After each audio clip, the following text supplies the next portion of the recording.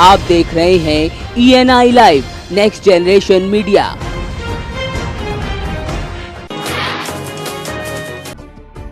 UP के CM Yogi Adityanath एक गौशाला के भूमि पूजन कार्यक्रम में शिरकत करने वृंदावन पहुंचे, जहां सीएम ने मंत्रोच्चारण के साथ विधिवत भूमि पूजन किया। इस दौरान सीएम योगी पूरी तरह भक्त भाव में नजर आए। इस दौरान सीएम योगी ने कहा कि गौवंश हत्या पर रोक लगाने के लिए सरकार के साथ समाज को भी आगे आना पड़ेगा। ये गौ माता कभी भी भारतीय व्यवस्था में अनुपयोगी नहीं हो सकती। हमारे शास्त्र ने उसे सभी देवी देवताओं का निवास वैसे ही नहीं माना है। उसके पीछे उसका कारण है, उसके पीछे दैवीय गुण है, जिसने उसे एक अलग पहचान दी। इस धरती पर साक्षात दैवीय गुणों से परिपूर्ण अगर कोई प्राणी है तो वह अपने आप में गौ माता है। और उस गौ माता के प्रति भाव न केवल हमें जागृत करना पड़ेगा, अपितु उसके संवर्धन की दिशा में एक नए प्रयास किए जाने की आवश्यकता। राज्य में स्वास्थ्य का हाल बताने वाली नीति आयोग की हेल्थ इंडेक्स ने केरल प्रदेश को देश का सर्वश्रेष्ठ प्रदेश बताया है, तो वहीं उत्तर प्रदेश को सबसे फिसड्डी बताया गया। नीति आयोग की हेल्थ इंडेक्स जारी होने के बाद केंद्रीय स्वास्थ्य राज्य मंत्री अनुप्रिया पटेल ने इसका ठीकरा पूर्व की सरकारों पर फोड़ दिया। उन्होंने कहा कि स्वास्थ्य राज्य सरकार का विषय है और पूर्व सरकारों की प्राथमिकता में स्वास्थ्य नहीं रहा, इसी कारण ऐसे आंकड़े निकल कर आ रहे हैं। सबसे पहले तो आपको ये समझना है कि स्वास्थ्य राज्य का विषय है और राज्य सरकारों को उसमें प्रमुखता से अपनी भागीदारी दर्ज करानी है। पूर्ववर्ती जो भी सरकारें 1.5 दशक में रहीं, स्वास्थ्य कभी भी उनकी प्राथमिकता सूची में नहीं रहा।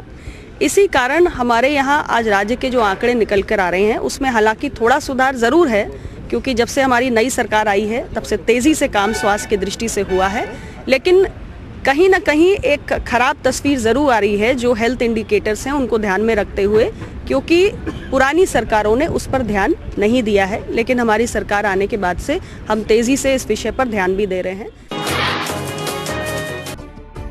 मिर्जापुर में भाजपा के बड़े नेता ने कश्मीर के पत्थरबाजों को इनोसेंट कहा है। पार्टी कार्यालय पर आयोजित प्रेस वार्ता के दौरान भाजपा के राष्ट्रीय महासचिव अरुण सिंह ने कहा कि जम्मू कश्मीर में कुछ नौजवान बहकावे में आकर सेना पर पत्थर फेंकते हैं, लिहाजा उनके भविष्य को देखते हुए उनको रिहा किया जा रहा है।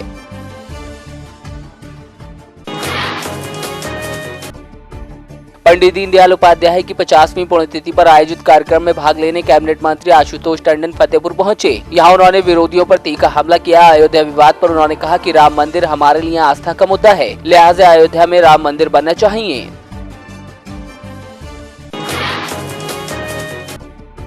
केंद्रीय मंत्री साध्वी निरंजन ज्योति ने कांग्रेस अध्यक्ष राहुल गांधी पर बड़ा हमला बोला है। उन्होंने कहा कि राहुल गांधी बार बार सदन में राफेल डील को सार्वजनिक करने की मांग कर रहे हैं, जबकि राहुल गांधी पहले अपनी सरकार में जो हुआ उसको देखें। साध्वी निरंजन ज्योति ने राहुल गांधी को अपने पुरखों से राजनीति सीखने की भी सलाह दे डाली।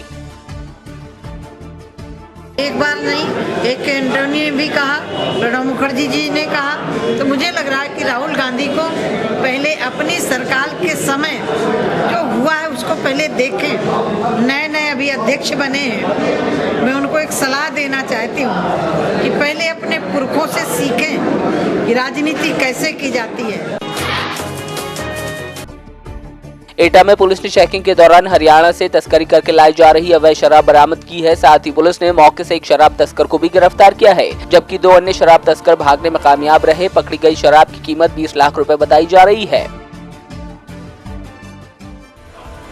एटा के अलीगंज स्थित बिजपुरी गांव में एक शख्स ने खुद को गोली मारकर आत्महत्या कर ली। बताया जा रहा है मृतक गरीबी से जूझ रहा था और कुछ समय पहले पत्नी की भी मौत हो गई थी। मृतक बेटी की शादी को लेकर भी परेशान था।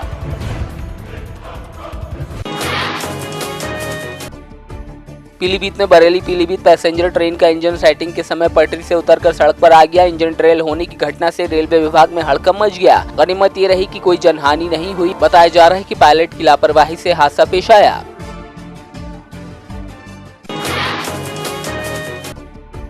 कन्नौज पुलिस ने 1 साल से दहेज के आरोप में फरार चल रहे 2 आरोपियों को गिरफ्तार किया है। पुलिस की माने तो 10,000 के इनामी आरोपी भागने की फिराक में थे, लेकिन मुखबिर की सूचना पर इन्हें दबोच लिया गया।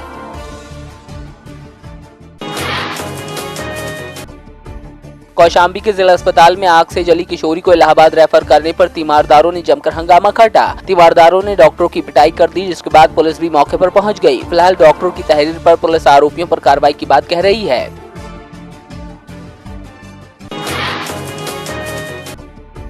सीतापुर की शहर कोतवाली क्षेत्र में सघन चेकिंग अभियान चलाया गया, जिसके बाद इलाके के लोगों में हड़बड़ी मच गई। इस दौरान शराब की दुकानों और संदिग्ध लोगों की तलाशी ली गई।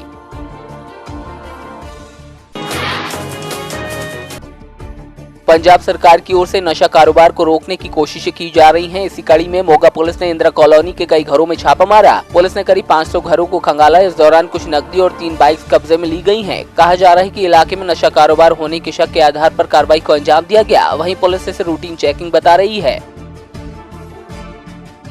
करने है कि असी ये रूटीन साडी बनूगी। असी ਵੀਕਲੀ ਹਫ਼ਤੇ 'ਚ 1-2 ਵਾਰ ਜ਼ਰੂਰ ਇੱਦਾਂ ਚੈੱਕ ਕਰਿਆ ਕਰਾਂਗੇ। ਕੋਈ ਮਾੜਾ ਚੰਗਾ ਬੰਦਾ ਕਲੋਨੀਆਂ ਦੇ ਵਿੱਚ ਆਉਂਦਾ ਜਾਂਦਾ ਆ, ਜਾਂ ਕੋਈ ਨਸ਼ਾ ਵੇਚਣ ਵਾਲਾ, ਜਾਂ ਕੋਈ ਇੱਦਾਂ ਦਾ ਤਸਕਰ, ਜਾਂ ਕੋਈ ਵੀ ਘਰ ਦਾ ਬੰਦਾ ਕੋਈ ਇੱਦਾਂ ਦਾ ਵੇਚਦਾ ਕੁਛ ਨਸ਼ੇ ਵਾਲੀਆਂ ਚੀਜ਼ਾਂ, ਔਰ ਉਹਨਾਂ ਦੀ ਅਸੀਂ ਸਰਚ ਕਰਦੇ ਰਿਹਾ ਕਰਾਂਗੇ। ਜੇ ਕੋਈ ਬੰਦਾ ਸਾਡੇ ਕਾਬੂ ਆਊਗਾ ਉਹਦੇ ਤੇ ਲਾਜ਼ਮੀ ਅਸੀਂ ਕਾਰਵਾਈ ਕਰਾਂਗੇ। मोगा में कई संगठनों के सहयोग से मुफ्त मल्टी स्पेशलिटी कैंप का आयोजन किया गया, जिसमें लुधियाना से आई डॉक्टरों की टीम ने लोगों को चेकअप किया। साथ ही मरीजों को मुफ्त दवाएं भी दी गई। इस कैंप में बच्चों के करियर के लिए अभिभावकों की काउंसलिंग की गई, तो वहीं लोगों को मुफ्त कानूनी सलाह देने के भी इंतजाम कैंप में किए गए।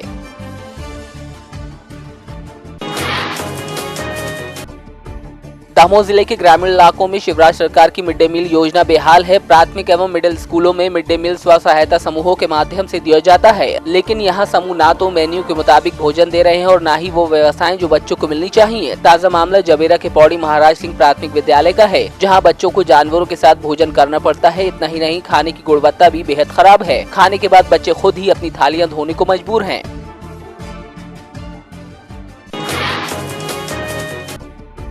चिरमिरी के अस्तित्व के लिए पिछले 8 दिनों से चल रहा आमरण अनशन समाप्त हो गया। अनशन पर बैठे सुभाष देवनाथ को विधायक श्याम बिहारी जायसवाल ने जूस पिलाकर अनशन खत्म कराया। साथ ही मांगों को जल्द पूरा करने का आश्वासन दिलाया।